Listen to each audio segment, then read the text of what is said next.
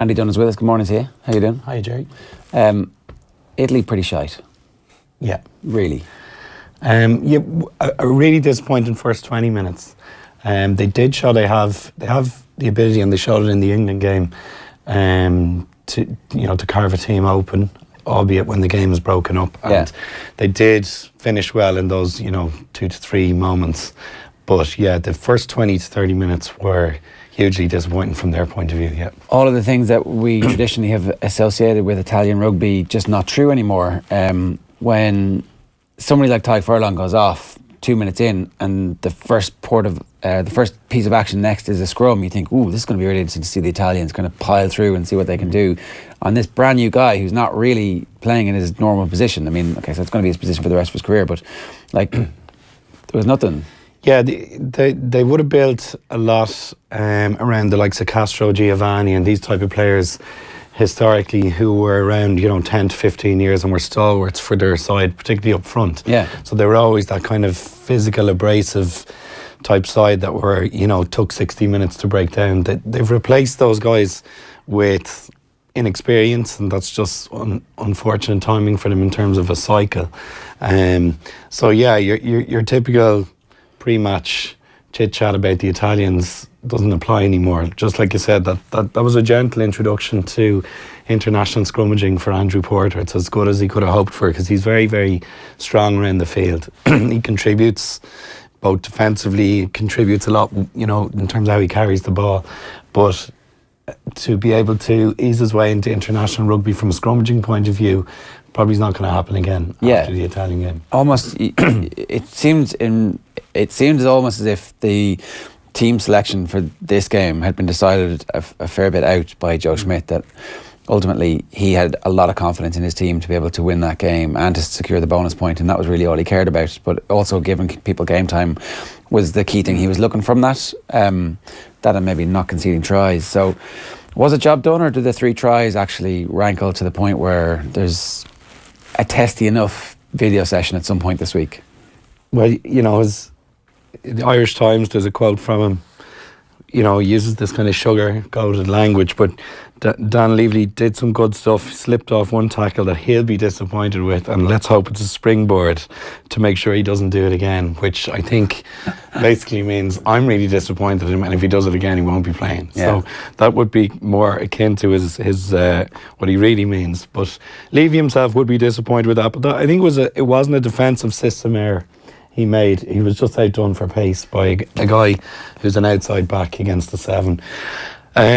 Larmer made kind of a one-man individual mistake as opposed to a system error again.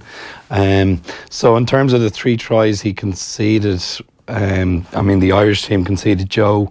I'd say 2 of them are down to one-on-one kind of individual errors, which no doubt he'll hope they're springboards to not doing it again, as he puts it. But I wouldn't say he's overly concerned. I think if he had 2 or 3 complete system breakdowns, he'd be quite concerned going into the Wales game. But he can probably isolate the incidents and put the squeeze on the player as an individual and say, look, it can't happen again. But probably an easier pill to swallow than 3 system errors. Eddie O'Sullivan was saying at the Times this morning that the first try for Italy came as a result of Ireland stacking too many men on the wrong side of the ruck, and that's just a schoolboy error. Would you classify that as a system breakdown? Yeah, it's probably a club player error as well, because myself and Eddie coach Belvo, and we've made the same mistake ourselves. So that's one level higher than schoolboy.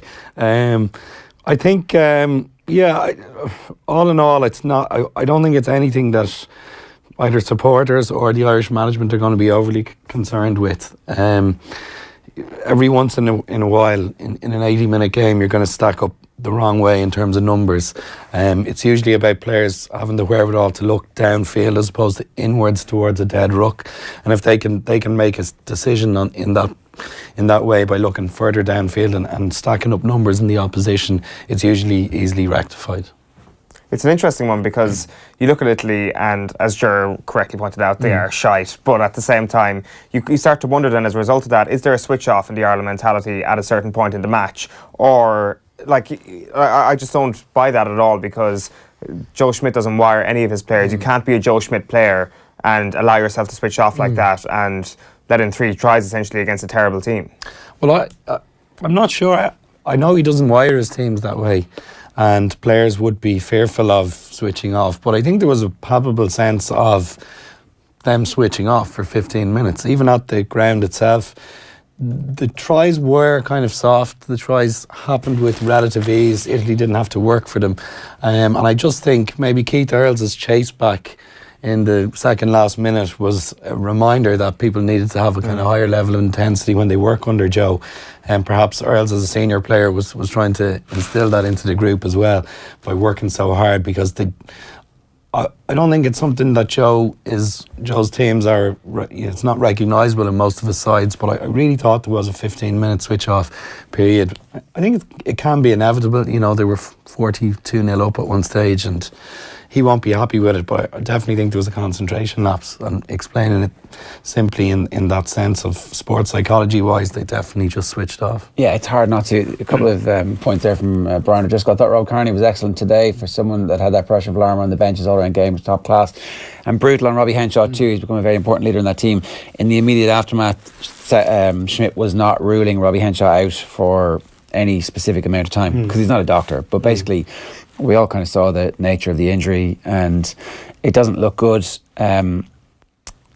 He's not really quite replaceable in a like for like. We have some depth in the centre, but definitely Robbie Henshaw's at a level, it appears anyway at the moment, that is higher than everybody else that's there in terms of his defensive capabilities and also just his general game awareness.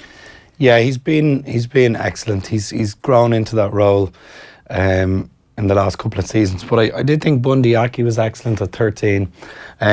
His contribution in broken field running, his passing was excellent. He'd one very poor pass early in the game. We ran it from deep and left to right. He threw it behind someone. Again, that'd be something that Joe would hope he'll springboard back from again, I'd imagine. But if he moved into 12, I think with a fit, which is not going to happen, I don't think, by the time the Wales game comes around. If he was to play 12 and Ringrose at 13, I think would be the ideal replacement.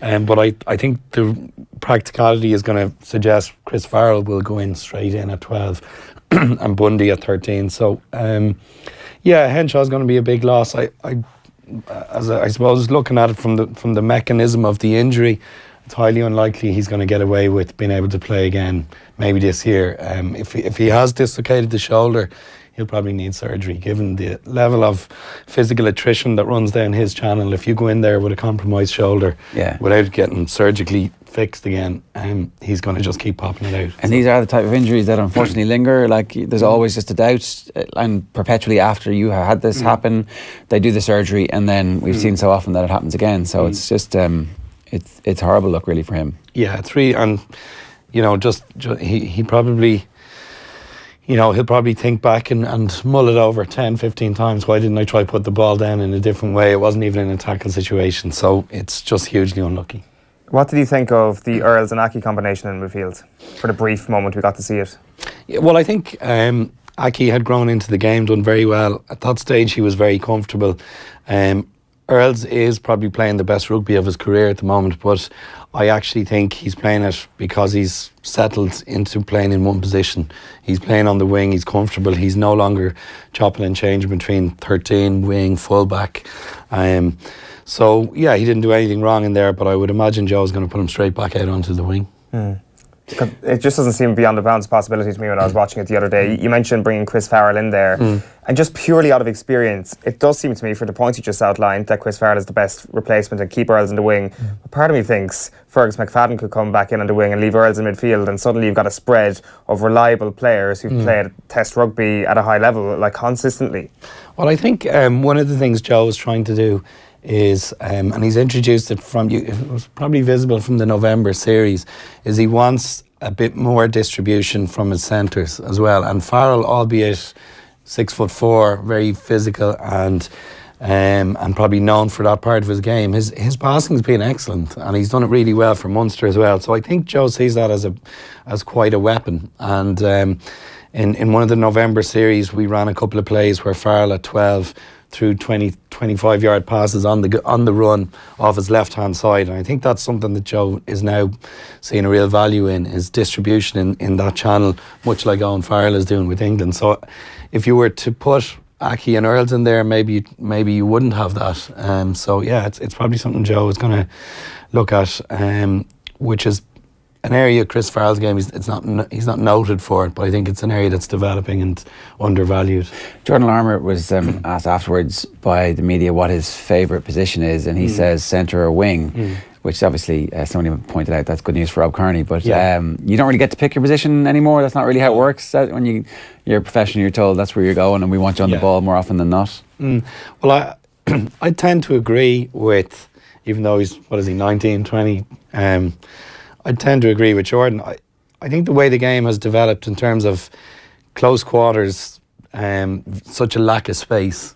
If a guy with that footwork, he had one unbelievable piece of play where he left an Italian guy just fall over with his footwork and then accelerated from two others. And in close quarters, we've probably only one or two guys who can do that. Carberry is another one, and he's obviously going to be, he is behind Johnny, and maybe if you want to break the game up. But guys playing in a central role who can, attack space or create space are invaluable. The All Blacks do it all the time. They play guys out of position in more central roles to create space further out wide. So I think longer term it's really worth considering, can a guy like that move a bit more central, and we'd be more dynamic. And would fullback not be the kind of perfect mix of that, where you get him on the ball deep quite a lot, but also you can put him in as first receiver or second receiver from set plays or from certain rucks anytime you want? Well, I look at the likes of Darcy. Gordon Darcy in 1998 was a fullback and a winger, and eventually Gary Allen moved him into 12. And in his first Six Nations he tore it up, because in that central role we suddenly had a team that could create space in the kind of close quarters, high traffic zone, and Darcy's footwork was what did it. And much like that with Larmour, I'd say in time, maybe with a bit more maturity, he could convert in there. You'd have been training with Darcy. Was it clear that he could play there from the get-go, or was it kind of everybody a bit surprised? I think I do. I falsely took credit for this one year, but we were training, trying to run a particular play. I remember it was like early 2000, and he was always a fullback wing. There were injuries in training, and he came in and ran the play seamlessly where the other centres couldn't. And I remember just flagging it with him and saying nobody else could do that. Obviously then I'm trying to take credit for it. Go for it. Should have put him in, but Gary Allen was the one who identified it.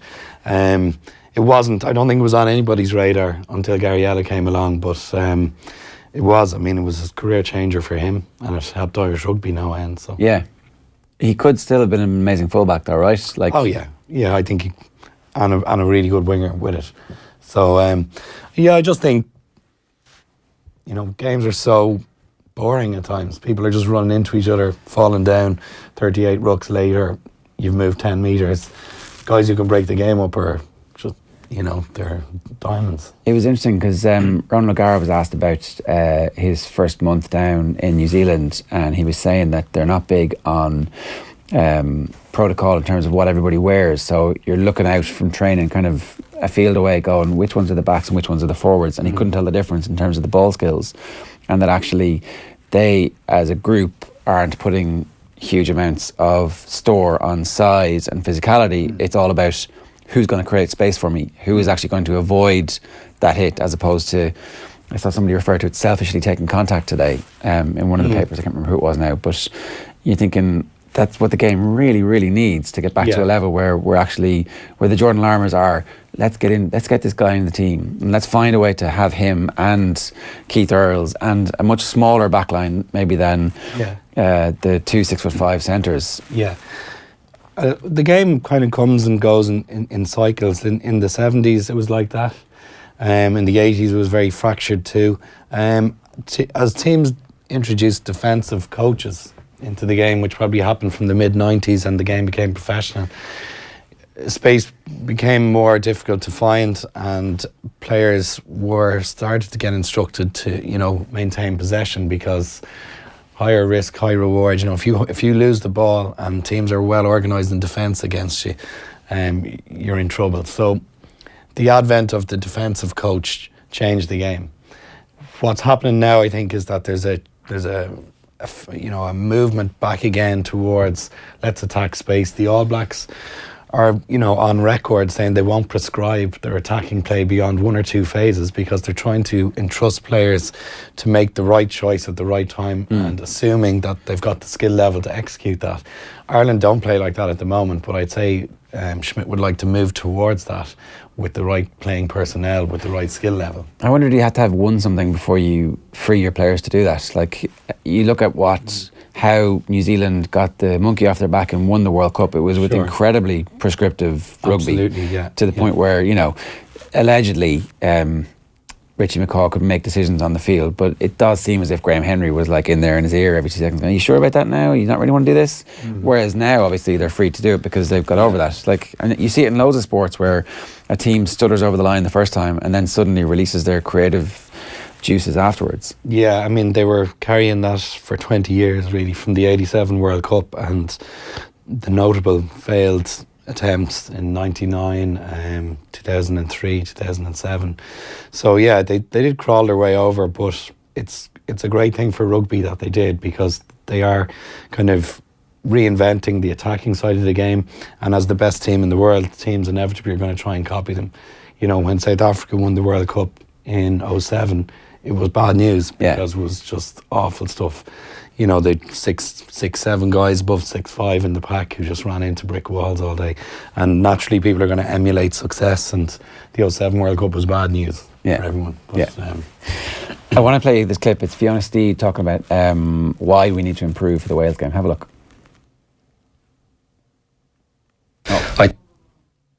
No, we'll get to it in a second. Oh, we don't actually have it. Grant. Just one point on that, in terms of playing in a back three for Ireland, and we've mentioned Rob Kearney, we've mentioned Jordan Larmour. So was running the ball from our own 22 a tactic especially for Italy, or do we expect it to see it later on in the competition? AKA, can we see this kind of thing working in Jordan Larmour's favour tactically? I think it's a strategic choice to start moving the ball out from our own territory with handling, as opposed to we would have traditionally set a guy to run up the middle, stood one of our kickers deep, passed back into our 22 and kicked long. But teams are probably looking at that and saying, okay, you're going to give it to the opposition around the halfway line and you have to be very organised in defence.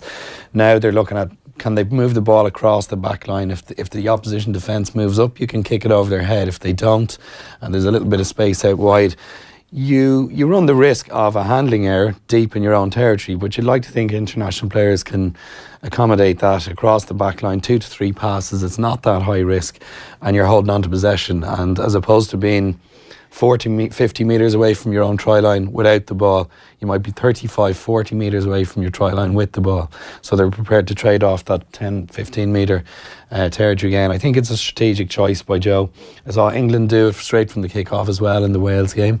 I think it's probably a trend again, and a favourable trend for a supporter looking at the game. So yeah, I think he's doing it on purpose.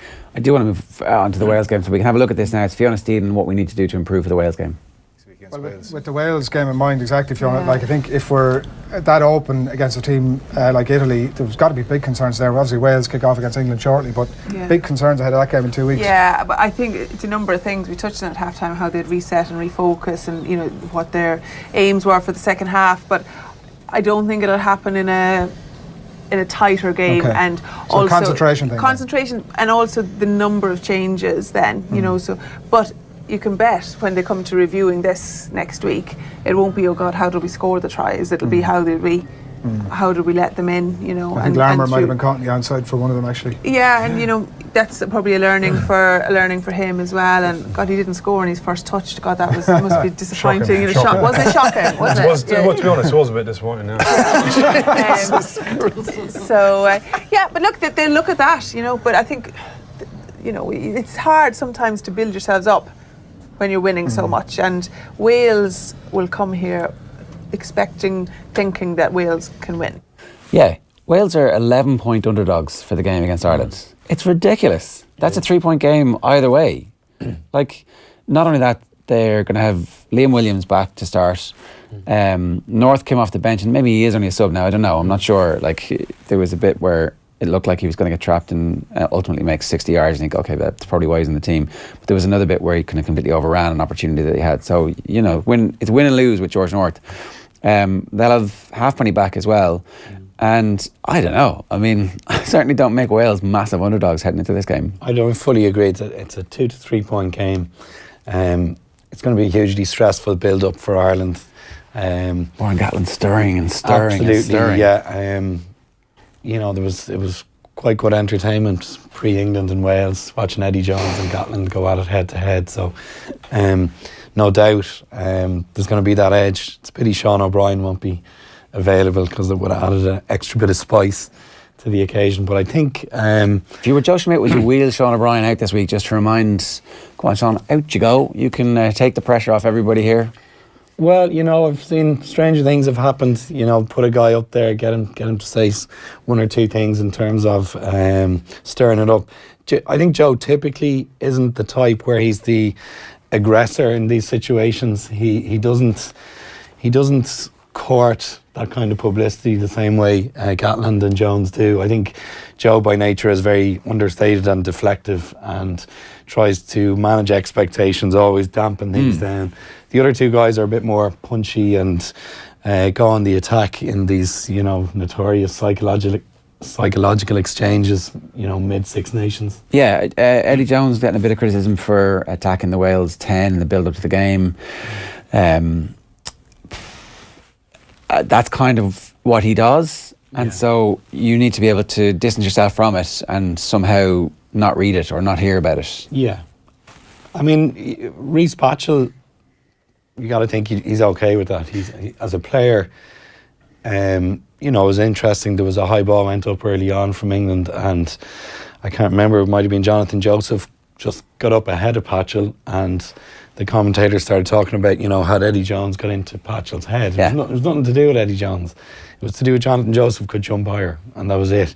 So that was from that immediate play. Owen Farrell kicked a beautiful grubber about 40 metres that Johnny May scored on, which I think incidentally was a genius piece of play by Farrell. But in terms of the psychological battles, regardless of what Gatland is going to do, and I'm sure he's going to do at least one thing that's going to, you know, stir it up, if not many, many more. I think that the players will probably expect it, and probably more often than not will welcome it, and it'll add a bit of spice to the occasion. It'll keep everyone switched on in the lead up. So I don't think it's an issue either for Joe or the players. It would be interesting to see if they do kind of spring a surprise from their own end and introduce someone like Sean O'Brien to the media again. Might be a nice choice. And they can deflect attention. They can even have their fingerprints off it, and you can just do some corporate gig where it's like, by the way, I just have this to say about Warren. About Warren. Tullow Rugby Club are having another launch. They're launching another new training pitch next week, I hear. Oisin's available to do the interview again. Two big decisions incorrect from the TMO, both involving Wales, one in their favour against Scotland and one against them against England. Does it feel like the view that the TMO decisions are being rushed after the comments that they were taking too long? That's Colin McCullough. And Mark Redmond also says, what's the point of the TMO when the ref makes his own mind up and the video ref always agrees? Talking about previous games more so than the England-Wales match, but obviously in the context of the England-Wales match. Was it a wrong decision? Yeah, 100%. Did he have enough downward pressure and control of the ball? It's as strange a decision I've seen by a TMO. I mean, it was as clear cut. You could see downward pressure. You know, they magnified the image. There's the hand on the ball. There's placement. There's downward pressure. It's a cast iron try. How they got it wrong, I can't work it out. And it changes the course of that game massively. Hugely. England's had this bulletproof confidence, except absolutely. Like, I can't wait to see this England team go behind properly, you know. Yeah. And actually, well, we saw them last year do it, and they didn't come back in Aviva. So, it's. I don't know how frustrated you could possibly be if you were Wales at a crucial part of the game on a clear-cut try. And, you know, it's different to the football where they don't have it and everyone's complaining about it. When you do have it, you got to expect to get it right. Yeah. And like that's why I would say this Welsh team are really dangerous for us, because their tournament, their entire tournament depends on them winning against us. Yeah. And then us doing them a favour and France doing them a favour. Like they got the losing bonus point, which was a big thing for them, because it actually it gives them some hope of still winning the entire competition. Yeah, it keeps them in the race. Yeah, they're dangerous. They're a dangerous bunch. They're Gatland is a kind of, he's an opportunist. He always has been, and albeit he's missing 7 British Lions, he'll still find a way to be effective.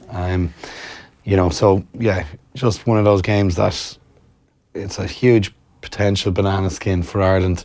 The Welsh lads are going to love it. They're going to absolutely love leading up to, you know, stirring it up, the psychological warfare, the fact that they've 7 or 8 guys missing, even though they've 1 or 2 coming back, and they will promote the Ireland favourites tag non-stop. Do we think that Warren Gatland has mellowed out a little bit? Because we've mentioned the psychological warfare there, but I would have expected Gatland of old to come back biting at Eddie Jones. Maybe there was maybe Gatland just went first in the press conferences, and I'm reading into this a little bit too much, and there was no time for Gatland to hit back before Friday's print. But to me, that says that, you know, Gatland kind of let it slide to a certain extent. I wouldn't have thought so, no. I think for whatever reason he chose not to answer on that occasion. I wouldn't suggest that's a journey towards enlightenment and being mellowed and mindful for Warren. I don't think both Warren, Eddie and Joe, and most of these guys who coach at international level have you know, a deep level of competition in their body and their mind, that, you know, they've long memories, they hold grudges, they don't forget things, and that's part of their nature and why they're successful. So I'd say Warren just chose to ignore that comment. Right. I think with the Eddie Jones thing as well, there's a certain element of a placebo effect about it, that he picks the weakest target. There's a good chance they're not going to have a good game anyway. And suddenly he thinks to himself, well, my mind games clearly was the main contributor behind it. Yeah, well, I think Eddie Jones' style has always been, you know, pull the grenade, throw it in and just walk away. Yeah. And he doesn't really care what happens after that. He started it, and, you know, as soon as it starts, he gets on with training his guys, and he'll probably throw something else into the mix 2-3 days later to freshen it all up again. But I don't know how much value he's placing on his own comments. I think they're there as a distraction, and he'll get on with his team training session then, probably 15 minutes after he's made the comments. So. And it's working for him, obviously, because their record is sensational under him. I do wonder if it's a real thing, that if there's, like, you know, so he comes in and he mines that seam of English arrogance and says we're supposed to be arrogant, that's what our culture is, and they respond to it, and that's great and everything, but, like, we're very far out from a World Cup, and it just, I don't know. I want to see them tested over a sustained period of time and let them come through that. Yeah, you know, it'd be nice to see them playing. I think, have they a 3-test tour of New Zealand in the summer? I'm not We're sure. in Australia. I think New Zealand come to the Northern Hemisphere, obviously, in November. Okay. I would love to see them playing the New Zealand team. Well, one thing I would say about Jones and his comments is you could argue it's refreshing. I mean, everybody manages expectations. Everybody says we all knew it was going to be tough, and everyone falls asleep. You got a guy coming out and saying we are the best in the world. We want to be the best in the world. He's won 23 out of 24 games. It's again. Is it refreshing? I don't. He's talking about going to the World Cup and winning, as opposed to, like, we're all going to be talking about, oh, can we win a quarter final at the World Cup? Yeah. And so, say we win a quarter final, right? Just say the miracle happens. Do we then go, all right, we can go home, thanks very much, we're done? Yeah. Like, how do you flip that? I think the private expectations would be very different to what's publicly articulated. You know, I think Ireland and Joe will never ever go on record to say our expectations are to go and win anything. He just doesn't operate that way. But I don't think behind closed doors there's any doubt that this Irish team believe they can win a Grand Slam, win the Six Nations. Whether they deep down believe they can win a World Cup, who knows? That's why winning the Grand Slam is important, right? Because it gives you, in the 10 minutes to go in that quarter final, when we need a drop goal, we're like, oh, we've done this before, it's okay, we can be calm about it, as opposed to, we've never done this before. Yeah. Well, it's probably much like the All Blacks, you know, carrying that millstone around their neck for 20 years of not winning the World Cup. I think it's becoming a bigger and bigger issue that a nation has established ourselves, you know, making a quarter-final of a World Cup, given our recent 10 to 15 years. That's a huge issue for us. And if it doesn't happen this time around, you know, God help us. Andrew Porter was saying in the post-match comments that we've got better depth than England. Do you agree with that? Not necessarily, no. I mean, we've got better depth than ever before from an Irish perspective, but the English game still has 12 sides to pick from, and the Premiership still has a huge amount of money, still has a greater playing pool in terms of numbers. So, no, I don't agree with Andrew on that one. I think that's a fair point, really. Yeah. One last question. France are still flaky. The game was there for them to win yesterday, and they just couldn't bring themselves to do the right things to see a game out on the road. They were like, no, we're still going to be this French team, even though their identity is still slightly schizophrenic. Yeah, I think Tony Ward coined the phrase "the French disconnection," which is probably as good a summary as you can get.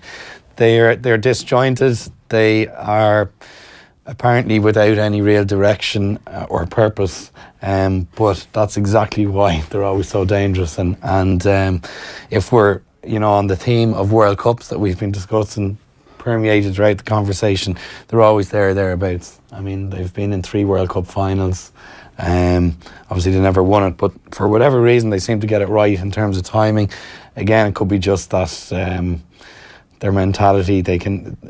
Bernard Jackman recently spoke about how in the French game, if it goes right within the game itself, they can seem to evolve to a different level, even within an 80-minute period, despite the fact that their 2 weeks preparation might have been god-awful in between. So it's not something that we tend to have in Ireland or England, that we see 2 bad weeks of preparation usually leads to a poor performance. So it's not the case. Very enigmatic and French and a cliche. But finally, someone who is living up to their stereotypes, the Six Nations. Yeah, absolutely. Exactly. Andy, good stuff. Thanks very much for joining us this morning.